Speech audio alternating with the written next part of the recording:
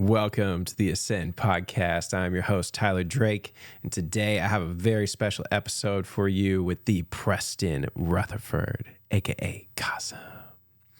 This man is a multidimensional artist, incredible, talented soul, lyrically, on a heart basis, just an incredibly present, deep soul. And I can't wait for you to dive into this episode, pick out these golden nuggets with us. So I would love to introduce you to my first interaction with Preston, and he showed up. It happened to be on my birthday. It wasn't my birthday party, but it was on my birthday, and this was our very first interaction, and it just blew me away. All right, enjoy. It may be hard to conceive by concept because your whole life you've been fighting for nonsense, perpetuated by the kids you keep in office. I'm here to teach a lesson, so let's start with the synopsis. If you're acting like the rest of them, you're probably seem obnoxious. I'm looking for a key, but what you need is a locksmith. To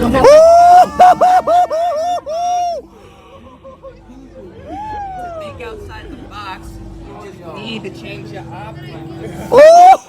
An opportunity and seize it while it's knocking.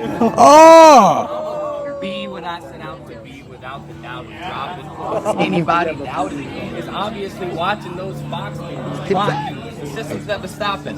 Now listen, they've got you in a state of submission. So anytime you think against or start to petition, they're pissing on your kisser because they're better positioned. Already at the top, arisen through tradition. It's the money in our politics that produces division. Now from the look upon your face, I deduce some suspicion.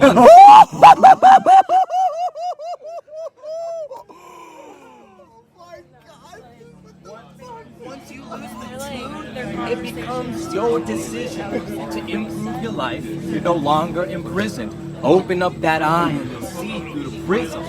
It's all up to you to choose your condition. You can do it too. Let loose your inhibitions. Get back to your roots, but without the superstition. Now that we know so much more, it's time for recognition. We all came from one common source. Please, no more resentment. It's one love. From behind and from the front. From below and from above. There you go. From within. Ooh, that's microcosmic implementing from this macroscopic cosmic vision. Now we might just stop your bitching and just listen to your intuition. Wow, thank you. That's actually part of that is news to me. Until this moment, I had no idea that that was also your birthday.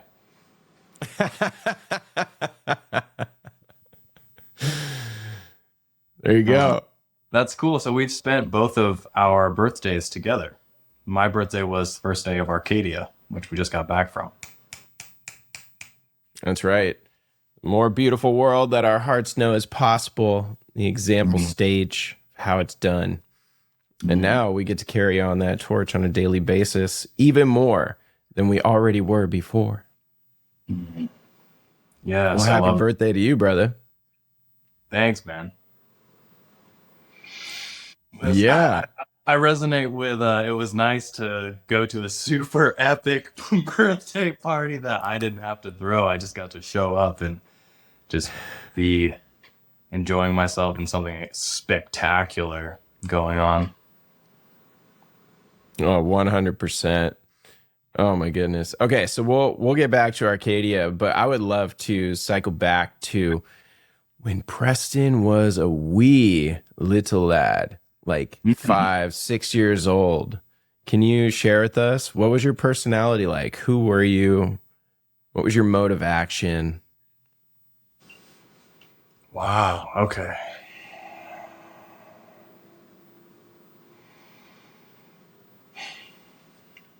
Well, this is so interesting. I've been discovering more and more about what things were actually motivating me when I was that age and what I was passionate about. Like specifically in this like five to six time period of my life, there was a lot going on. My mom was like dating new guys, and there was like new people in the house, and we were like moving around a lot. I'm originally from Dallas, as far as like where like my first home was, and we were moving, and I was meeting new suitors, and then about halfway through being 5, my mom met who's now my current stepdad. They got together, and then we ended up moving out to the country, and just everything was like in a lot of change. And I was just figuring out how much I liked like school, honestly. Like I loved going to kindergarten and showing up and learning. And That is such a rarity. I don't know if I've heard somebody just say that. When I was a kid, I just loved school. oh, when it first started, I loved school because it was an opportunity for me to like do stuff and be valuable. And on the other side of my life, it was just a lot of chaos. It was like me and my mom against the world, like moving from place to place, and a lot of uncertainty, and the somewhat rigid structure of school, and like these like 1-to-1, like you put this in, you get this out, was exciting for me at that time of my life. I was like, oh, I can kill this. Like, oh, I know every answer. And so it was validating. And as far as like what I was up to, I was super explorative. So because we were always like moving to new places. Were you an only child? So I'm an only child of blood. I am like, I'm the only one of my mom and dad. I have 2 older brothers that are half brothers on my dad's side. I have 3 younger sisters that are half sisters on my mom and dad's side. But there was a long time where I was like the only one in the house. So until I was, I guess, 8, I was the only child in my home. But I always had siblings that were kind of ancillary. And then eventually when, my mom and Seth, my stepdad, got together, I ended up having 2 sisters when I was 8 and 10. So I was like technically I'm the middle child of all of my siblings, but I was also an only child for a while. And I was the oldest of like the actual like nuclear family unit that I grew up with. So it's that's the most concise answer I can give to what order of. How has that informed your beingness today? I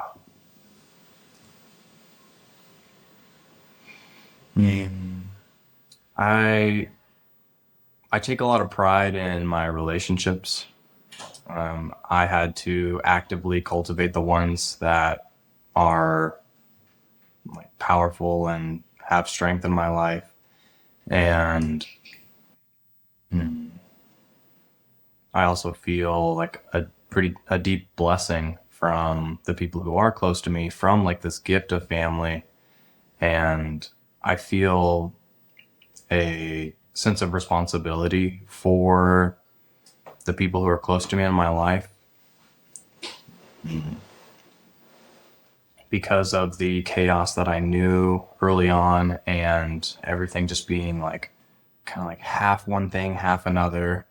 I'm like literally like, oh, your brothers are half brothers, and like just what that meant. And I could feel from them that there was this like perspective of, oh, he's only half our brothers, but I just saw them as my brothers.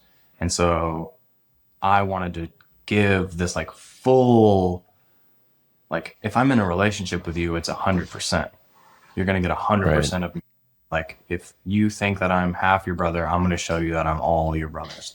Was how I related to my sisters.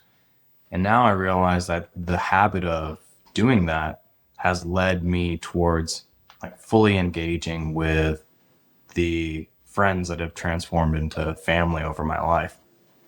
Mm. Yeah, it's a huge one right there, isn't it? Yeah. It is. I appreciate that's a good question. How has that, contributed to your being? Well, I haven't really put those few things together so concisely until now. So, yes. Yes. Yes. Okay. So as a little one, going through all this transition, different perceptions, family, expanding and evolving, and being an all-in character. Is that something that has always been with you? Hmm. Hmm. In a sense, yes, where I was either all in or I was all out. And through different seasons of my life, and when I didn't have tools to figure out what things were worth going all in on, I would look at everything that was going on. And if I was overwhelmed or if I was discouraged or whatever, frustrated or confused, I would be all out. I'm like, oh, I'm too cool for this, whatever. And this,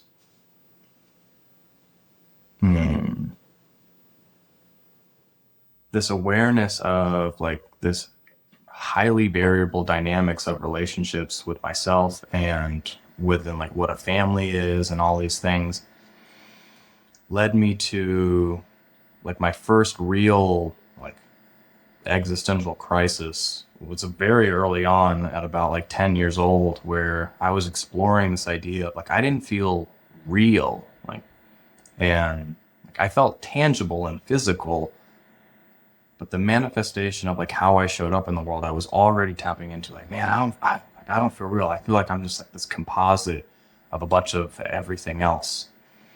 And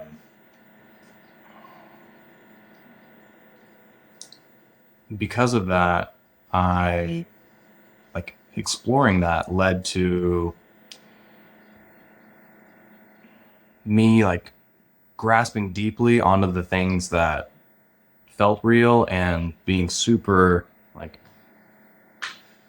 resistant and avoidant and blocking things that didn't feel real, which I part of that like I think is super valuable. And also it was a struggle for me because I felt like a pretty strong sense of like separation within myself and within like my relationships, and it was challenging for many years.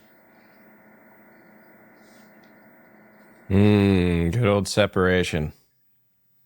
The illusion of the mind.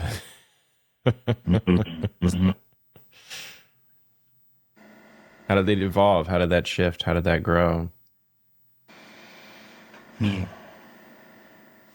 Well, to continue on the lens of all in or all out, in the long phase of my life where I was all out, I struggled immensely. I lost track of who I was and what I was passionate about, what I saw for myself as being possible. And then I pretty much gave up. I was like, I can't do any of this. Everything everyone thought of me and I thought of myself was wrong. Hmm. I'm Can you not. speak to that? Mm-hmm. It was, to put it simply, I'm not as good as everybody thought I was when I was younger. And all this path of my developing potential was like deceitful, like, for me to continue to pursue.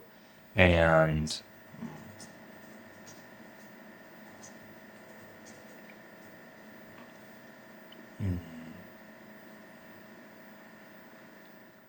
I just it culminated in me losing faith in myself, and I didn't trust myself to be able to do what I wanted to do, and that like culminated and manifested in this pretty extensive depression in my first couple years of college.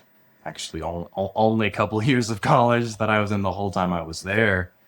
And like, to bring back to your question of like, how did that shift, right? How did I move from giving up on myself into being a person that is like fully engaged and loving and connected and passionate about other people and supporting them? It's like, well, one of the biggest things that happened was writing. I was in a group of people who were making jazz music and like hip hop fusion stuff.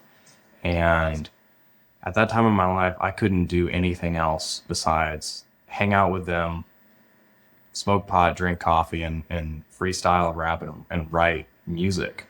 No way.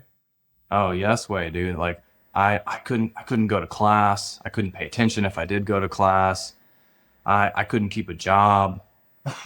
I couldn't talk to girls. Like there was nothing going on, and everything fucking sucked, and I was super paranoid. The only thing that was like worth doing any point of my day was sitting down and writing and trying to provide something to like engage with this group of people who were inspiring to me, who, while not the healthiest, supported me at that time of my life.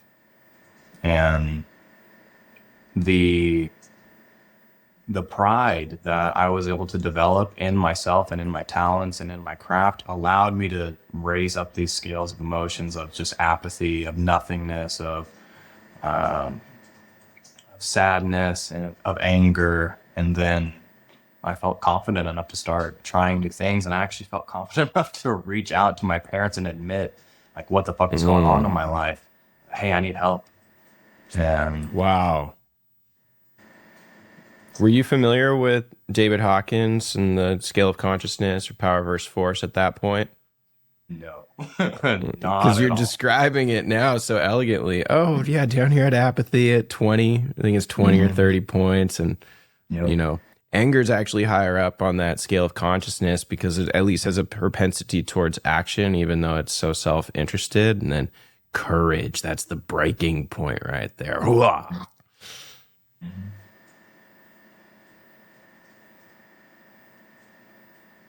Yeah. Yes, I was not familiar with it then, but looking back, I am aware of this like somatic journey that I went on. I mean, it was same thing every day for a long time. Wake up, smoke a bowl, do yoga, ride my bike to a coffee shop, listen to beats on the way there, listen to beats while I'm there, write until I am like not disappointed with my life. Whoa. Let's double click on this, man. All right. So what would you write about?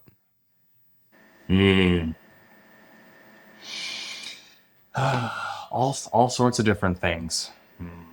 My perspectives of society was the most common theme, I would say, of history of America and different, like the progression of Western ideals, and then the like subsequent personal experience that I felt in the midst of being privileged but underdeveloped, and the pain I saw in other people and the confusion I saw in others, and my frustration with like the police state and other things like that, and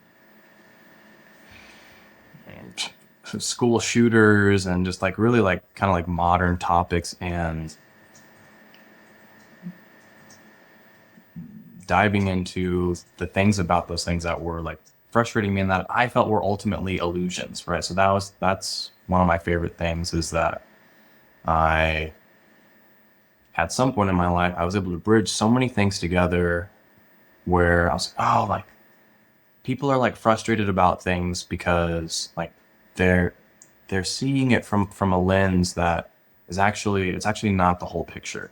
And seeing the whole picture usually actually will give you a greater sense of freedom and like awareness within whatever's going on. And it felt important for me to like tell myself and to tell others, like, hey, like there's more to this picture, and it looks like being intentional with your energy and your mindset, and working together to love yourself and to love others. And that's what I was writing about. And I was also writing about like super like negative, angry, trap, gangster vibes, like classic, like fuck your bitch and your mom, doing drugs, blowing shit up. Like, Just the real- classics. Just the classics, like gangster shit, and like tapping in and releasing some of that, like long pent up, repressed anger, and giving it a place to live outside. Outside. Giving that repressed anger a place to live outside of me.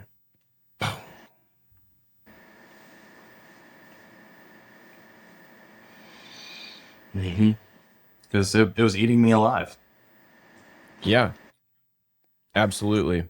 I want things to be different than they are. They're not. Ah! Yes. And I don't know what to do about it. Right. Or maybe I do, but I don't have enough faith in myself right now in my life to take those actions. Truth. So what age are you at this point? You said what age? What age? Yeah. I've been around the sun 29 times. So. Oh yeah. Currently, in the story though, when you're you're in their freestyle ciphers, you're hanging out with your jazz fusion crew. This is when I was 19. So a decade ago. Yep. 10 years ago. Yeah. That gives a lot of context. You've been honing your craft for a while. I have, thank you. And interested with poetry and freestyling and rapping, it's been a cyclical relationship where sometimes it comes in at the crest of a high, and I'm like creative and all this stuff. I'm like super expansive and like drawing connections between things I've never even thought of, and like just being blown away by like what I was creating. And then then a couple cycles would go by, and then it would come back when I'm like down on this low, and I'm just like really in the muck, and utilizing this like alchemical energy of like rhyme scheme and cadence and pattern to put myself into a flow state, to gain awareness and release those things and give them up, because that's as I've come to embrace creativity more, like the things I'm creating are they're to be given. And so it's like when I create from like this place of like nasty frustration, deep like literal darkness, and I get to give that away. So it's like, well, I give it up, to just it being shared and being consumed.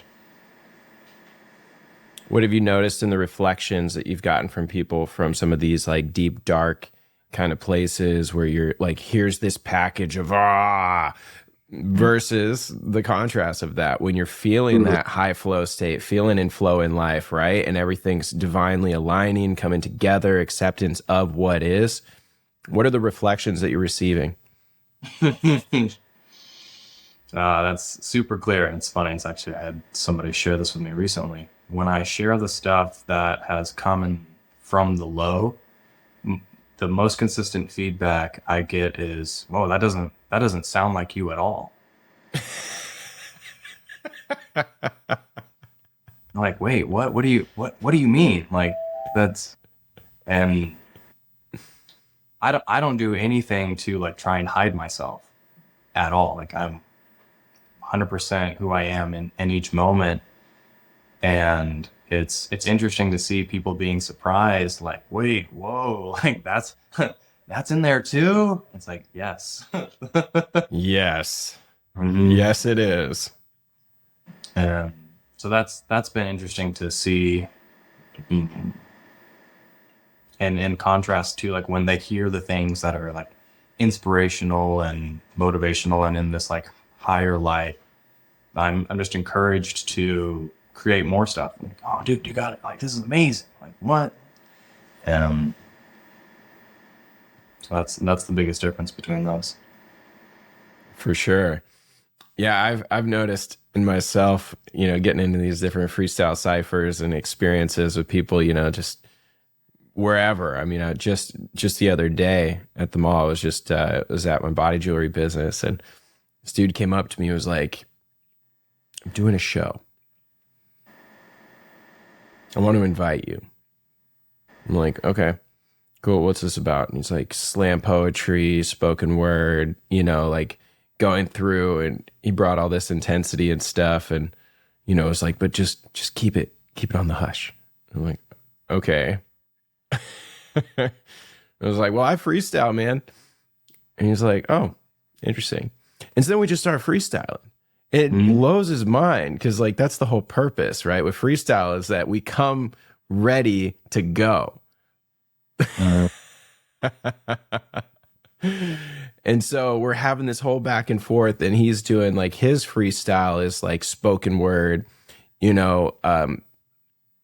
interesting. It's poetic, not rhyming, right? It's just going through consciousness. And so he's like deep in this state, like locked in consciousness.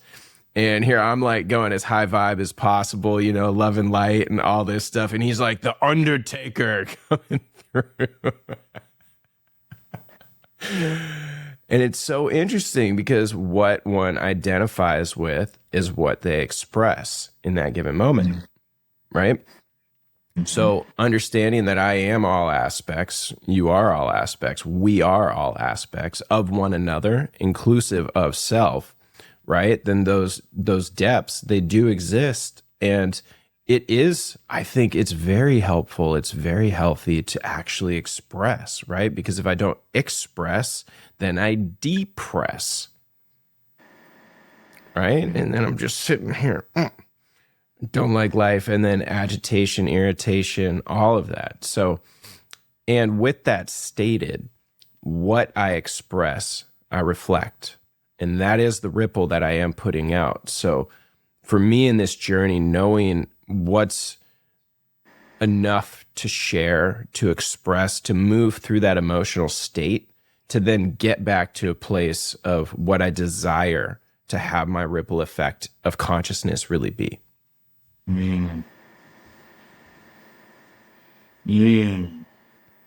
Wow, okay. I love that. First off, the fact that you had this encounter in the mall is cool. The depth of connection available within such a seemingly like superficial place is not lost on me. And then to have that lead into this awareness of getting into the full spectrum and expressing from like all of it in order to become more aware of which part of it you're tuning into intentionally. Because Yes. if you don't go there, then you don't know there. And like one of my favorite quotes in the like ways of like the doers and the shakers and the changers and those like people like really living out there on the edge of whatever people think is normal or safe is from Hunter S. Thompson, and it's something along the lines, I'll paraphrase, but it's like the only people who like really know where the edge is are the people that have crossed it. Like you don't know if where the edge is until you go over it. Like you can keep creeping closer and closer and closer, you think, but really you're like these things that we're exploring, where the edge is of our negativity, where the edge is of our love, where the edge is of our passion, whatever it is. Like, we're actually like walking into those things with a blindfold on. And it's like being in a dark room, and the only way you can get around is by feeling, right? It's feeling. You don't see feeling. You feel feeling, and you feel falling over the edge whenever you go over the edge. But otherwise, you feel that flat ground, or maybe there's rocks and bumps and whatever, but you know it's not the edge. And so I love that. Like, bringing it back to what you shared, is that getting into the spectrum of what you're expressing allows you to be specific, be intentional. It's like, okay, here's where it is for me. This is what I want to create. Now I know what I'm capable of, and here's what I want. Yeah, absolutely. So Steve Harvey and Jerry Seinfeld have an incredible episode of comedians in cars getting coffee. Have you seen this one? No, I haven't. Yeah. Oh my goodness. It's my favorite one out of all those episodes. And Steve's sitting here like, Jerry, people say you crossed the line. He's like, man, I'll tell you one thing. You don't know where the line is until you've crossed it. He's like telling this joke about, some lady's experience and her daughter and all this. And she like slams her purse down and I'm getting out of here. This is whatever. And he's like, oh, what's your baby's name? Uh-huh. That's the whole thing about comedy. I think Dave Chapelle embodies this so epically, right? Is comedy is creative expression on the edge. It's not funny unless it's true, right? But if it's too true, too emotionally sensitive, then it can be triggering, and there's a whole lot of backlash that comes with that real quick. Yes. I love that. I love that you bring in Dave Chapelle and this awareness of the edge. So I agree. He's really at the forefront of pushing, triggering things from that stage, that level of influence. And one thing that's cool is that, like, wherever the line is, like, previously it was impossible to run 4-minute mile.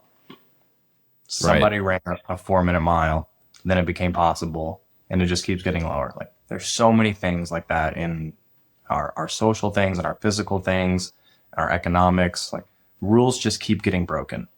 Limitations keep getting broken. And it's the people who are willing to go towards the threshold and be like, I'm going to go towards this line until I either cross it or I fucking die. Yes. And, like, Dave Chapelle, he's literally putting his life on the line. He was attacked with a knife on stage in front of a bunch of people. Are you serious? Yes. I didn't realize that. I didn't realize I had missed it as well, and I forget how it came into my radar, but I researched into it and looked up, and it's legitimate. Someone like came up on stage, they were triggered by what he was saying about like homosexuals or trans or something like that, and like the person's intention was to be like, well, I want you to see that you can't say things like that, and it was just like, dude, this is exactly why we need places for people to say stuff like this. It's because, like, you need to learn how to control yourself. But like, I love that he's like raising the bar. He's raising the bar of how willing true leaders in each space need to be, and willing to trigger in each space that leaders need to be. 100%. Another facet of Dave Chapelle that I appreciate so much is I believe he's a genius on multiple levels. He is probably the best storyteller that I've ever heard.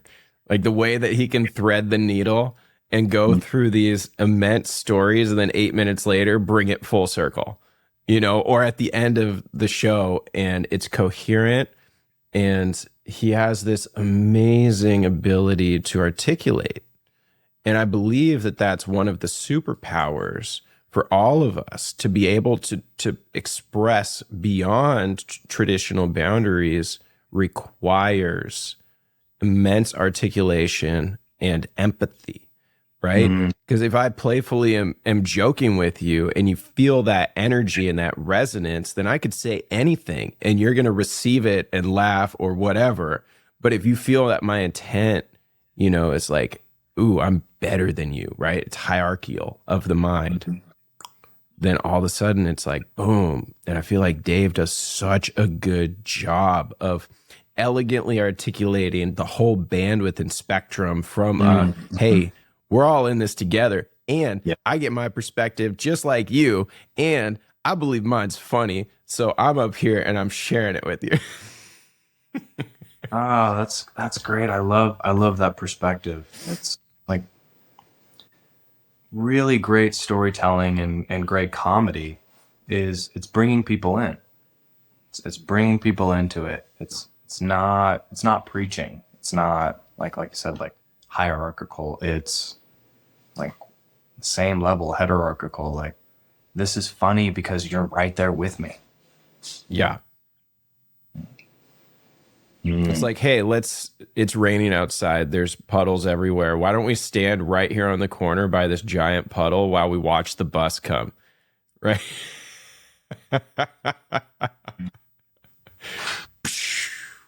But yet, when it happens by accident and that wasn't in the paradigm, it's like incredibly aggravating and frustrating and blah, blah, blah, blah, blah. Oh, can you say more on that?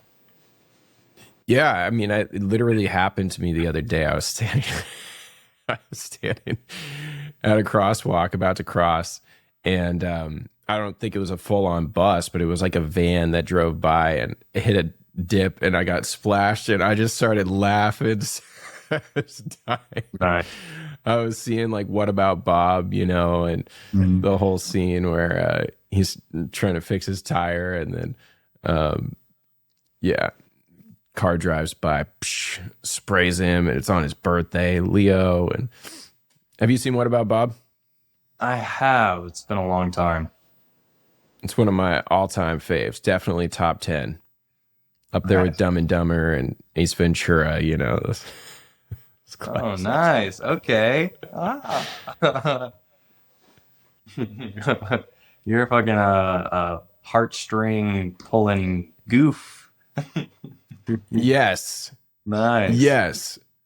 Dude, Jim Carrey and Will Smith were my two favorite actors growing up. Oh, okay. What about you?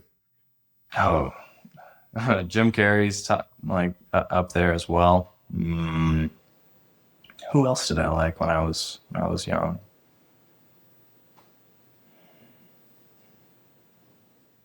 It's funny. It's like it actually. It wasn't until recently that I even started keeping track of actors' names or even the titles of anything that I consumed. I lived a long time where people would be like, oh, do you listen to blah, blah, blah? I'm like, I've never heard of them. And then they play a song and I know like all the words to the song. And they're like, what? You just said you never. I'm like, well, okay, I don't know who acted in that movie. I could tell you 50% of the lines of the movie, but I don't know a single actor's name or who directed it or same thing with like bands and albums. So like knowing who's the source of content is like a new thing for me, which is actually now I'm realizing it's like super important. Now I love crediting my sources, especially with like philosophical ideas that have like made a difference in my life. Be like, oh, Preston, that's a great perspective. I've never thought of it that way. It's like awesome. Got to give credit. You know, like part of that's Richard Feynman. Part of that's this YouTube guy Vince. And so and it feels good to give credit where credit's due. You know. 100%. My story is kind of the opposite, right? Both of us are lyrical. Lovers of lyrics for sure. And so I would absorb and I know thousands and thousands of songs. It's crazy. I don't even remember that I know these songs until it comes on and it's like, wait a second, how are those lyrics still alive in me? This is wild. But I was the inverse. I was consuming from so many different, podcasts and audiobooks, right? All these different virtual mentors. And so I would constantly be giving credit. And one time my buddy Toby just looked at me and he's like, yo, dude, I know what Dan Sullivan thinks. Yo, I know what Tony Robbins thinks. I know. Like, go down the list. What do you think? Wait, what? No. I feel valid by expressing somebody else's genius. It's a safe space for me, right? It's immediate credibility to quote somebody as opposed to just be in presence, expressing self and giving credit where credit is due. Wow. Thank you for sharing that. I love that awareness, that third party credibility. Oh, Nietzsche said it. Cool. It's from Lao Tzu. Yeah. Yeah, that's how you know it's good. It's not for me. I don't believe in myself enough.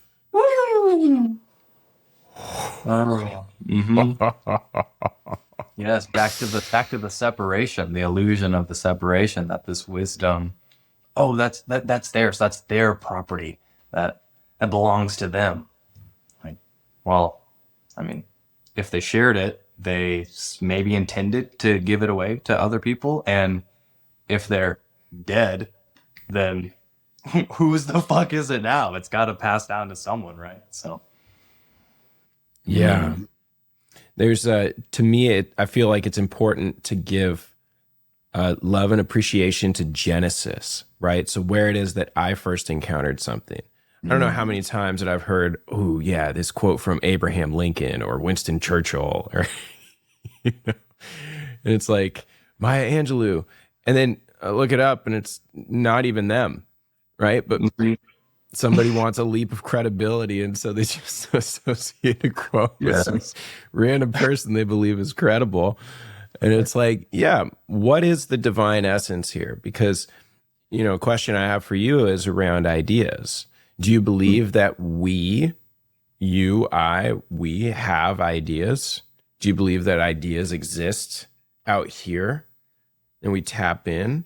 Are we just tuning? Right? Or are we creating? Is it a transceiver process? Are we always in co-creation? Are there new ideas? Well, we're gonna go get into it. Okay.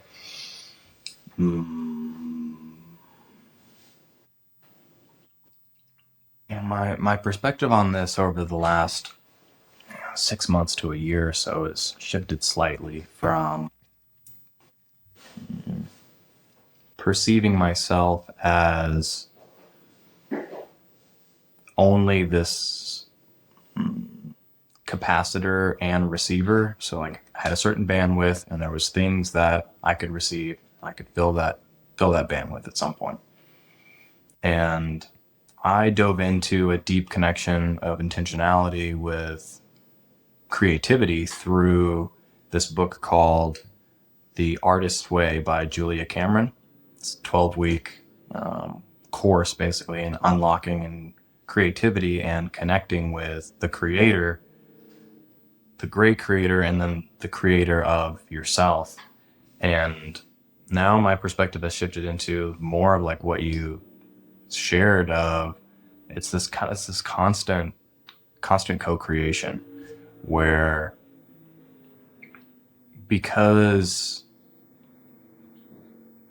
consciousness has this capacity to like localize within an entity and be perceived as such, and there is an infinite amount of unknowing just within me. Like I will never fully know me because one, it's always developing, and two, it's always like parts of it are always falling away, and three, it's infinite. And there's it reminds me of a quote in one of my poems. Is like,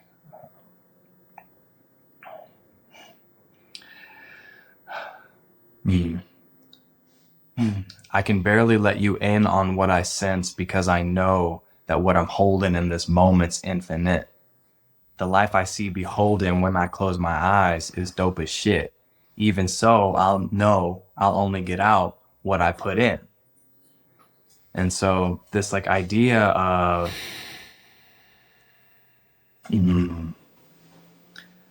I mean, to take it to another level, I believe that the external universe, like the physical thing that we perceive, and that it's a fact that space is expanding faster than the speed of light. It's like, well, of course it is, because darkness was already there. Darkness was already there. And to bring it back to the internal, like as I explore this infinite internal world and bring consciousness to new things that have never been perceived, that is manifesting as more matter and more expansion in the physical cosmos, pushing beyond the speed of light and manifesting in the darkness. That's dark energy. That's dark matter. I am dark matter. And the more I explore myself, the bigger the universe has to fucking get in order to accommodate all of this stuff that I'm constantly generating and bringing light to.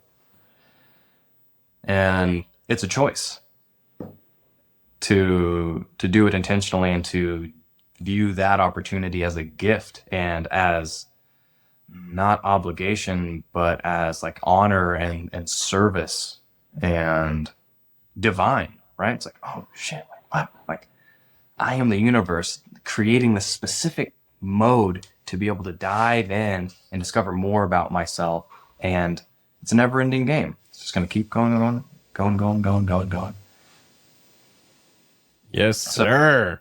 That's what I think about ideas and how they're generated. And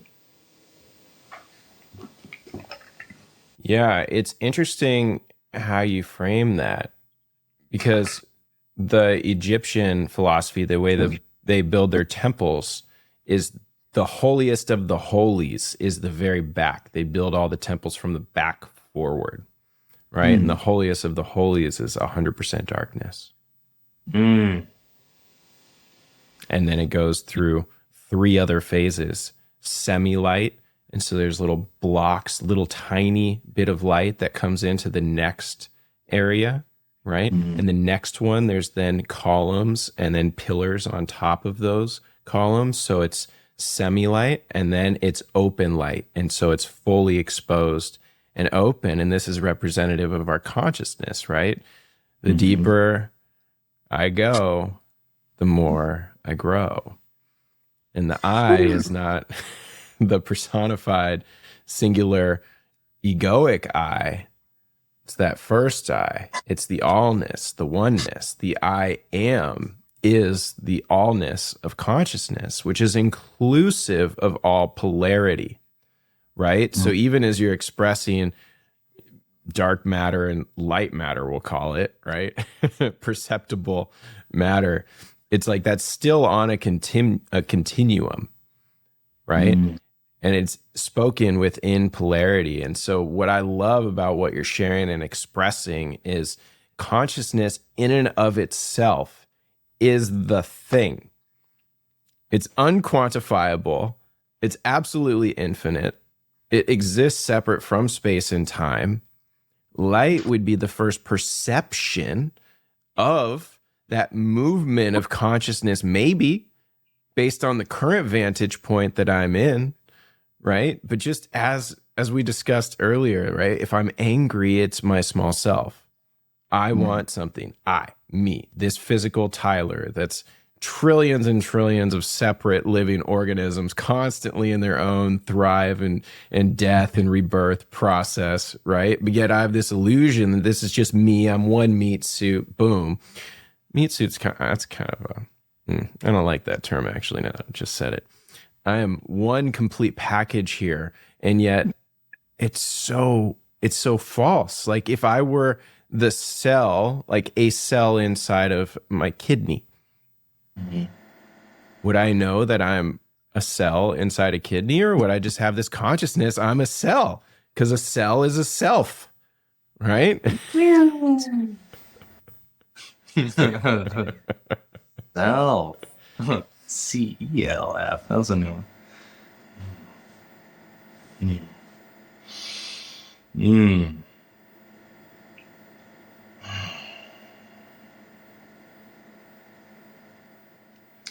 Yes, I definitely agree with what I'm picking up from that share is that there within the spectrum of consciousness there's like these degrees, and that it only makes sense that you would there would be like some like generally operating limitation on the perspective of whatever level of consciousness is manifest, because you you couldn't explore that specific realm if you're just like, oh, I'm everything and all things and everything that I'm seeing and like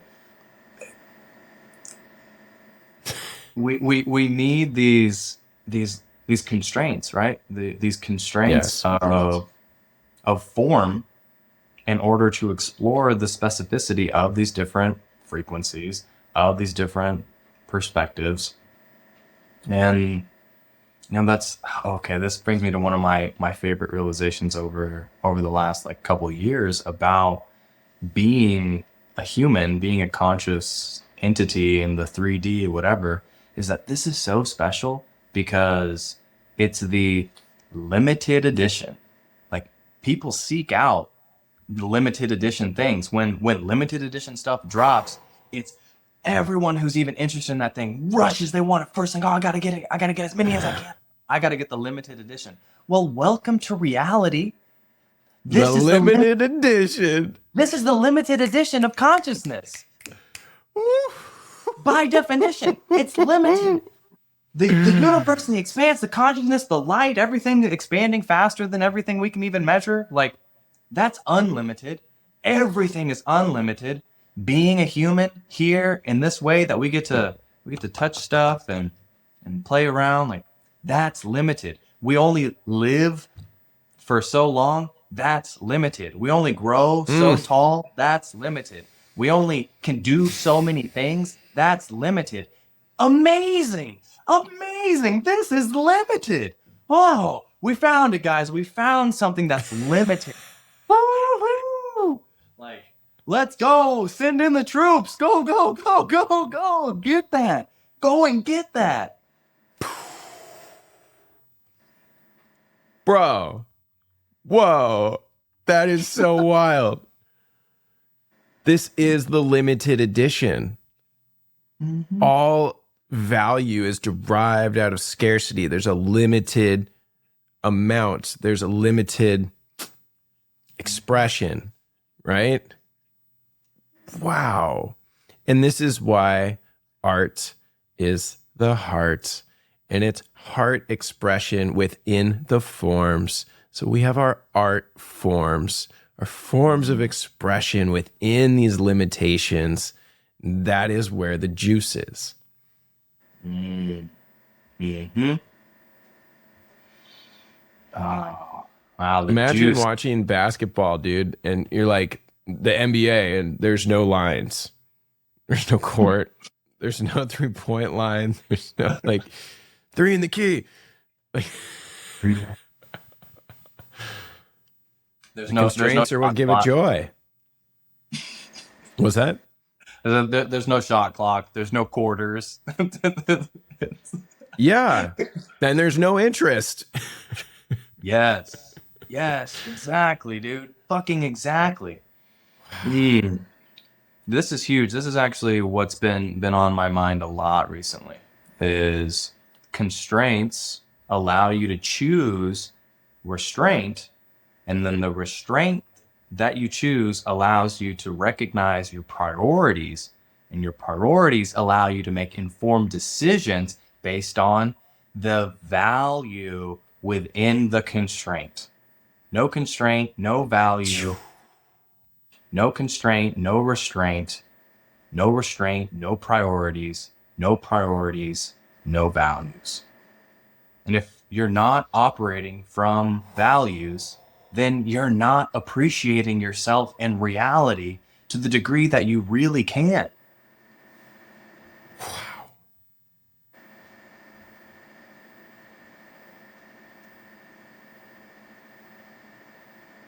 That was an operating system upgrade moment. Woo! I love that. That just reconciles all the stuff around like hustle, grind, right? All the constraints, discipline.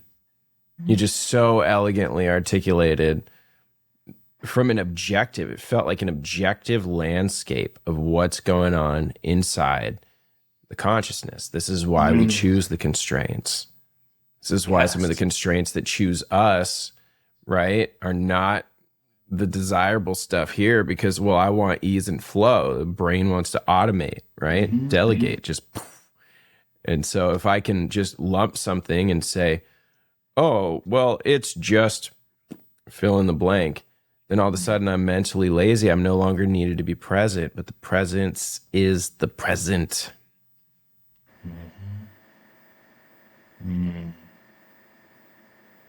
Values-led life within the constraints that we each define. Yes, and because you have to admit that there are constraints because it's limited. It's limited. Like it and the specific constraints on whatever you're engaging with define the type of restraint that you apply to whatever it is. If you're running 100 miles and that's what you're doing, that's the constraint. You're going to start and you're going to run 100 miles.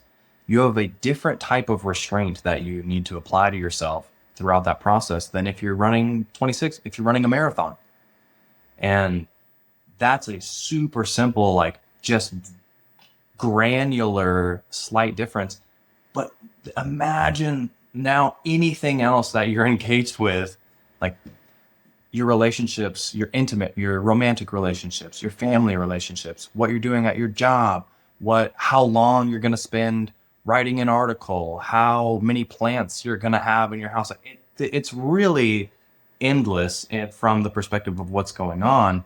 When you start to play around and create awareness around these constraints, then for me, it's what allowed me to be more strategic.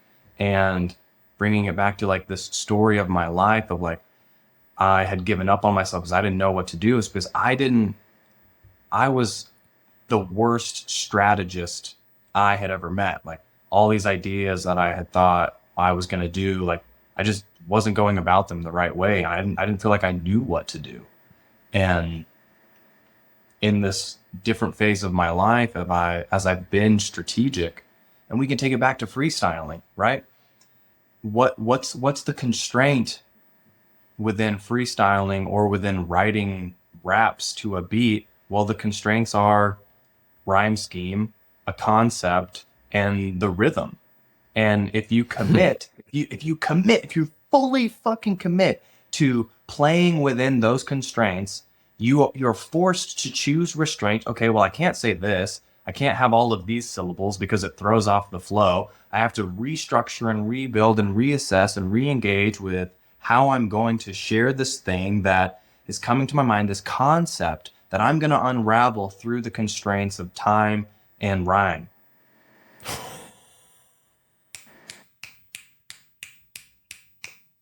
So I got a little bit of practice with working within restraints. And then I was like, okay, I'm going to make everything art. My life is an expression of art. And it's in like a part of my art is blood and dirt and like raw carnal passion. And I need to learn, if I want to be my full self, I get to learn how to go about the strategies of approaching those things in my life. And I learned them all through recognizing that I have to embrace that it's limited. Because otherwise, like that's the trick of hedonism. We think if we really think that like the terrestrial life is completely infinite. Oh, you can do everything. No, you fucking can't. You can't. You, you can't.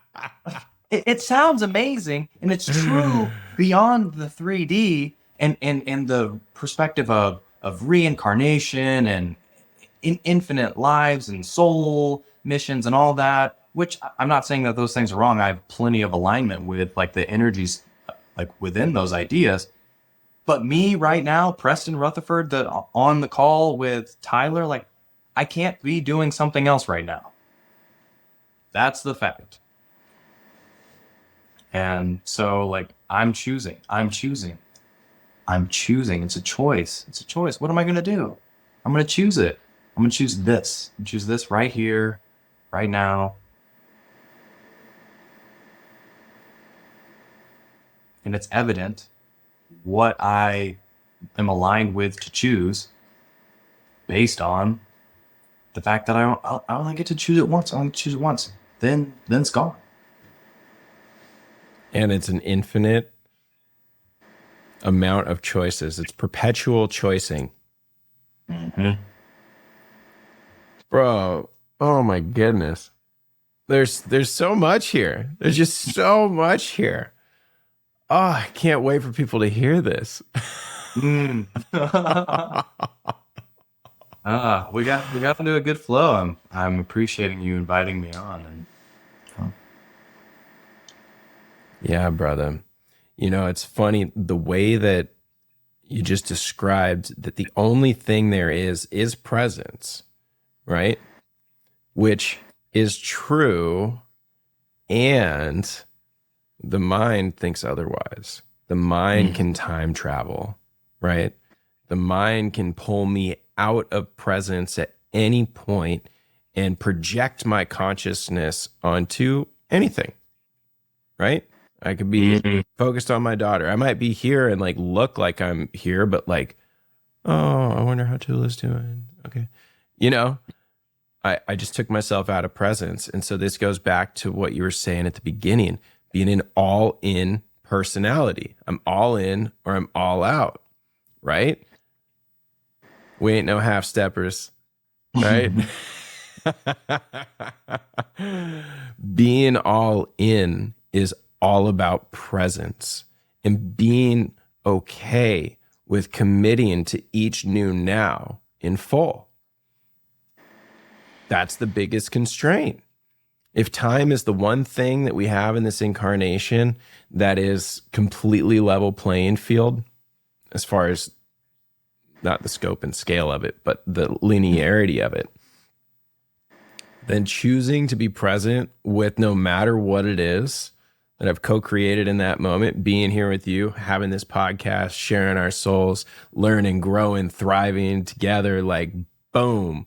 I love that I made this choice. I love that you made this choice. I love that our listener is now an hour in. They made this choice.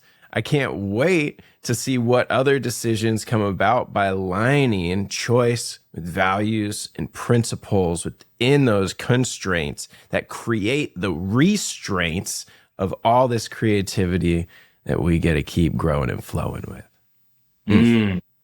Woo! Oh man, yes.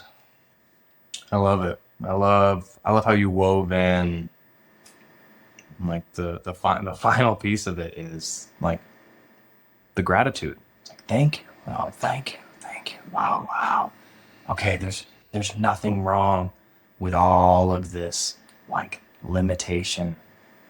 It's perfect. It's perfect. I wouldn't get to choose anything.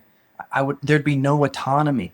I would have no reason to have any preferences about anything if it was all just endless, because I'd eventually experience it all. And that's that like spiritual bypassing kind of thing. Oh, I'm infinite. I'm everything. Oh, Yes. right. It's Yes. like, yeah, sure. That's one vantage point. And I don't know, last time you checked in, but I'm certainly having this emotionally visceral, three-dimensional like experience. Yes. This dude bumped into me and I spilled my hot coffee on my chest. It fucking hurt.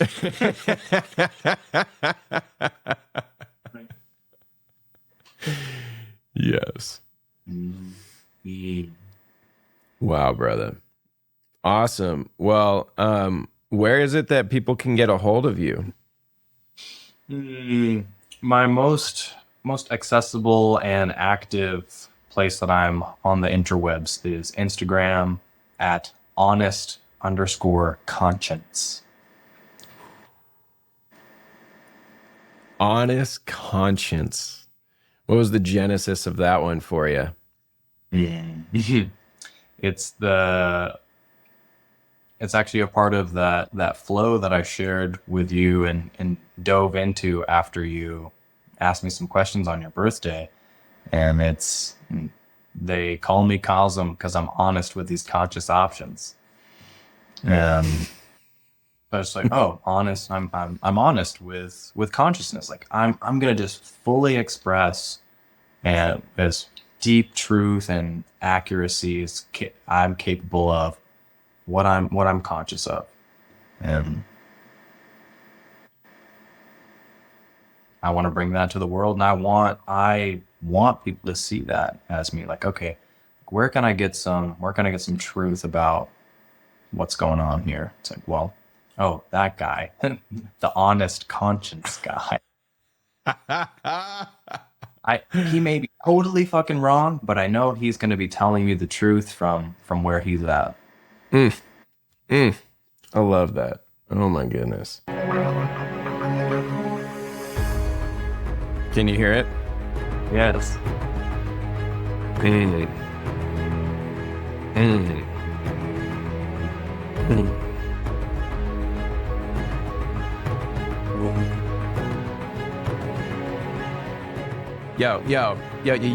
Yo, we're dropping in with honest consciousness. What we gonna do? Yo, we dropping monuments. That's right, we be building and growing, defining ourselves, and you know how we be flowing. Prolific, we got this kind of scene. We growing up in here and it feels so serene. Living in constraints of this reality, bringing it forth and back, you see.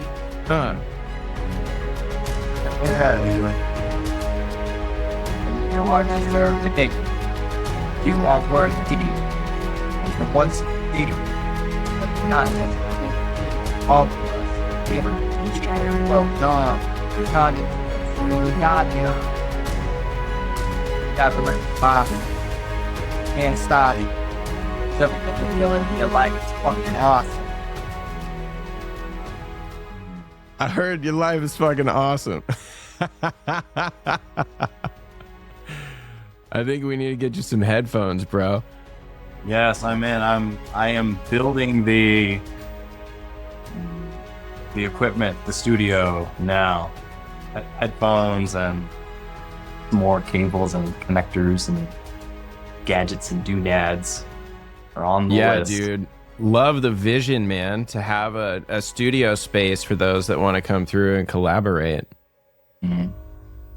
Thanks. I'm super excited about it for myself and to provide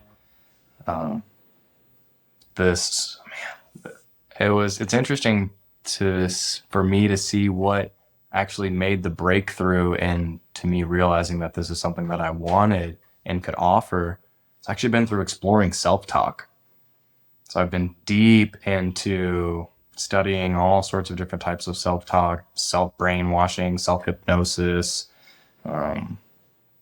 affirmations, right? Everybody's familiar with affirmations, but like to combine it with the intentionality that I've discovered recently with like hemi-sync binaural beats and where to put audio in at what times, aligning them with the solfeggio frequencies of the chakra systems, aligning those things with I, you, and gratitude statements around a specific topic that's important to me that I want to up level in my life, and then creating my own voice, recording my own voice, and telling myself the truths of who I am and who I'm becoming and what's possible for me with all of this amazing technology that we've discovered. I'm a fucking different person, and I've only been doing this for a couple months now. The things I know about myself and the things I feel and the things I see and how I respond to things, it's completely different. And I just listen to a little bit of self-talk every day. And I'm like, this fucking changed me like that for the better. And I want to offer it. I want to give it to people. So that's what the studio is about. That's why I just bought 2 mics last night, drove an hour each way to get this thing going. Cause I'm not waiting anymore to give this to the world. Let's grow, baby. Let's grow.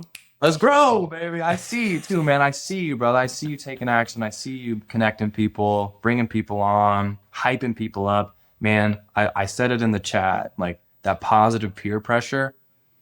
You got it going on, man. I love it. Thank you, brother. Well, you know where this comes from.